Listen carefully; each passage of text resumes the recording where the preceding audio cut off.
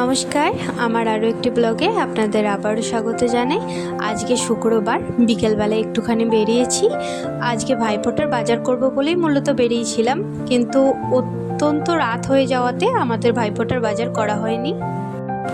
তো অনেক দিন ধরেই বেরোবো করছি। আর পুজোতে আমার হাজব্যান্ডের সঙ্গে বেরোতে পারিনি, কারণ আমার শ্বশুরের অত্যন্ত শরীর খারাপ ছিল। তাই জন্য এবার পুজোয় একসাথে বেরোনো হয়নি বললেই চলে। এই যে আদ্ভিক অনেক দিন ধরেই বলছে চলো পিৎজা খেতে যাব, তো আমরা ভাবলাম চলো গ্যালাক্সিতে তো পিৎজা খাবো। তো ওখান থেকে আমি আমার ফ্যামিলির জন্য 2টো পিৎজা অর্ডার করে দিলাম ফার্স্টেই, আর আমাদের জন্য ওখানে বসে আমরা আরামে খেয়েছি। এই যে কি দারুণ সাজিয়েছে বলুন। পুজোর সময় এগুলোতে আসা হয়নি, তার জন্য একটু দেখে ভালোই লাগছে বেশ। আর গ্যালাক্সিটা নতুন করে সাজানোতে এখন সত্যিই সুন্দর লাগে। চলুন, এখানে পিৎজা অর্ডার দিয়ে দিয়েছি বাড়ির জন্য, যেগুলো আমরা 2টো বাড়ি নিয়ে যাব। আর ওদিকে চলছে বুফে, আমরা ওখানে বসে আরামে খাবো। আমরা মূলত এখানে ভেজটাই নিয়েছি, নন ভেজটাও ছিল। আমরা ভাবলাম যেদিন আবার আসবো সেদিন।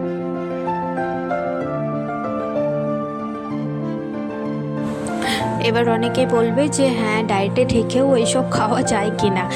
দেখো, ডায়েটে আমি আছি মূলত, একদিন আমি চিট ডে করছি, আর এত স্ট্রিক্ট ডায়েটে আমি নেই, কারণ দুর্গাপুজোয় আমি খেয়েছি, তারপর থেকে আমি ডায়েট আবার স্টার্ট করেছি।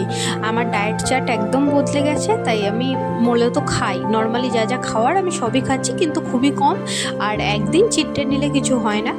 যাই হোক, খাবারে অনেক কিছু ছিল, আর সত্যি বলতে কি খাবারগুলো সত্যি খুব দারুণ ছিল। একমাত্র ফ্রায়েড রাইসটা একটুখানি শুধু বাঁধাকপিটা দেওয়া ছিল বলে একটু বাঁধাকপির পাতাগুলোর জন্য একটু কিচকিচ লাগছিল, তাছাড়া সত্যি খাবারগুলো সত্যিই দারুণ।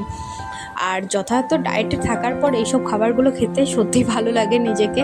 অনেক দিন সেদ্ধ খাওয়ার পর মনে হয় হ্যাঁ, এইগুলো সত্যিই খাবারগুলো খেতে অসাধারণ। আদ্ভিক কিচ্ছু খায়নি, শুধু পিৎজা খেয়েছে, একমাত্র পিৎজা, ব্যাস। ওর এইটাই পছন্দ। আর বাইরে বেরোলে শুধু পিৎজা, ধোসা আর বিরিয়ানি খেতেই হ্যাঁ, ও একটুখানি এইসব খেতেই বেশি ভালোবাসে। আর আমরা তো সবই খাই। যাই হোক, ওকে ওর বাবা পিৎজাগুলো খাইয়ে দিচ্ছিল, ওর বেশ ভালোই লেগেছে।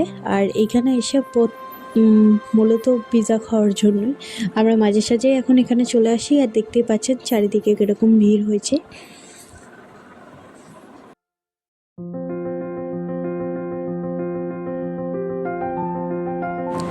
সত্যি বলতে কি এখন ডায়েটে থাকার পর অত আর আমার পেটে জায়গা নয় বললেই চলে। সবাই বলে যে ডায়েটে থাকার পর পেটের জায়গাটা অনেকটা ছোট হয়ে যায়।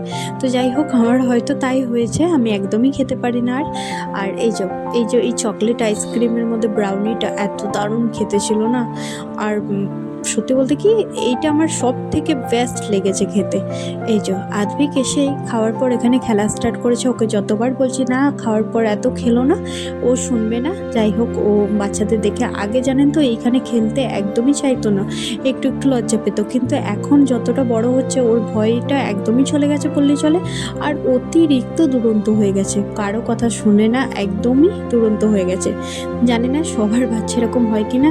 হ্যাঁ, একদম এরকম নয় যে সব জায়গায় গিয়ে, কিন্তু যেখানে ওর খেলার জায়গা পাচ্ছে ওরকম করেই যাচ্ছে। বাড়ির জন্য 2টো পিৎজা প্যাক করে নিয়েছি। এবার আস্তে আস্তে বাড়ি যাব। প্রায় 9:30 বেজে গেছে ঘড়িতে, কিন্তু ওর খেলা শেষ হচ্ছে না। আর আমরাও ওই জন্য বসেই আছি ওখানে। প্রতিটা জিনিসে ও চাপবে, আর একবার করে ট্রাই করছে যে কোনটা কি কোনটা না হয়। যাই হোক, ওকে বলা হচ্ছে যে আবার আসা হবে কদিন পর, কিন্তু ও শুনছে না।